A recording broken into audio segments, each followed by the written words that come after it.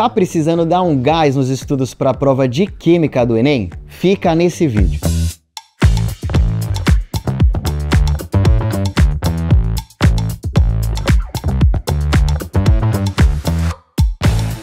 Oi pessoal, tudo bem? Nesse vídeo eu vou te ajudar a fazer a ligação entre os principais tópicos da sua prova. E para estudar Química, a gente tem que entender também da base do estudo das ciências, que é falar sobre substâncias e misturas. Isso que rodeia a gente na nossa vida cotidiana. Falando de substância, a gente tem a classificação das substâncias simples e compostas, lembra? As substâncias simples são aquelas formadas por apenas um elemento químico.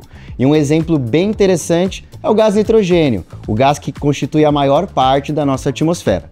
Agora, as substâncias compostas são aquelas formadas por mais de um elemento químico. Aí a gente tem como exemplo a água, a amônia, o etanol e por aí vai. Quando a gente fala de substâncias, a gente pode entender também que elas podem formar misturas, quando elas estão juntas no mesmo sistema, sem interagir quimicamente. E essas misturas também têm classificações. A mistura homogênea, que é aquela mistura em que tem apenas uma única fase e eu não consigo ver a distinção das substâncias. E a mistura heterogênea, em que a gente já consegue ver a separação das fases e fica mais evidente que tem mais de uma substância lá dentro. Quando a gente fala das misturas, é importante também entender que eu posso separar essas substâncias por processos, por métodos de separação. E aí que entra a jogada. Por quê? Porque se eu entendo qual tipo de substância está presente ali, quais são as características, as propriedades das substâncias que constituem uma mistura, eu escolho o método adequado. Então vamos falar aqui, por exemplo, de métodos de separação para misturas homogêneas. Um ótimo exemplo aqui é o petróleo, que é uma mistura de vários hidrocarbonetos que são formados aí a partir de milhões de anos de decomposição de matéria orgânica, e para separar essas frações, a gente usa um processo que chama destilação fracionada.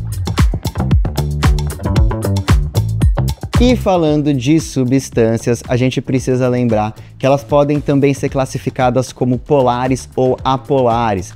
Esse conceito é muito importante e é bastante utilizado dentro da ciência, porque afinal a gente nota dentro das moléculas uma característica, uma capacidade, na verdade, de formar ou não polos, um polo negativo e um positivo. Esses polos eles são resultado, na verdade, de um acúmulo de elétrons maior em um lado ou outro da molécula. E nesses casos, então, a gente nota que moléculas que formam esses polos são chamadas de moléculas polares. Agora, aquelas que não existe isso, são as apolares.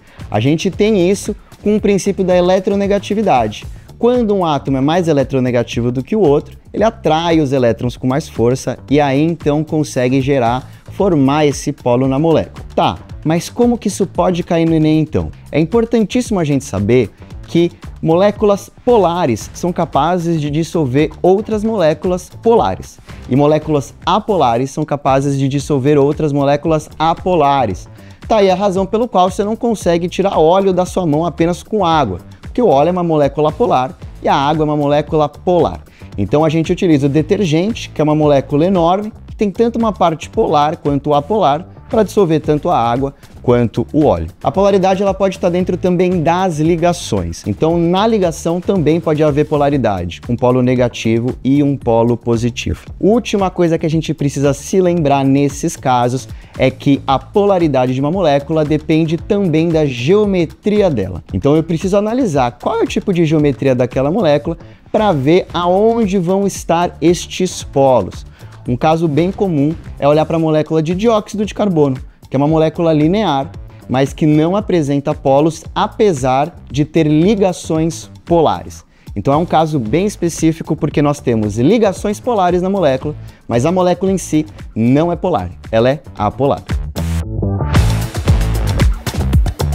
E é claro que a gente não ia deixar de fora as reações químicas. Afinal, a química estuda a matéria e as suas transformações.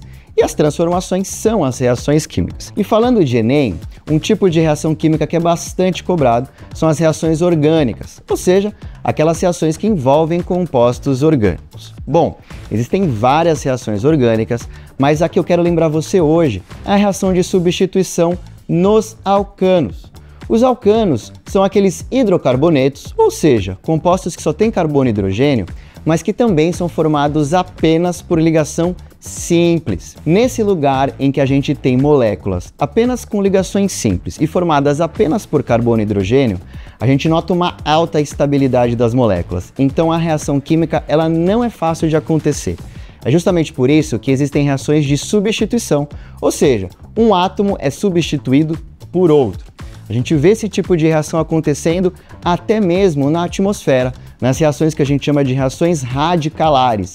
Reações, por exemplo, que podem acontecer com o metano, um composto orgânico presente na atmosfera. E existe um mecanismo para entender como funciona a substituição radicalar. Ele começa com a iniciação, que é justamente quando os radicais livres são formados a partir da luz ultravioleta que consegue quebrar essas moléculas formando os radicais livres, até a fase da propagação, onde o radical ataca a molécula do alcano, gerando um novo radical.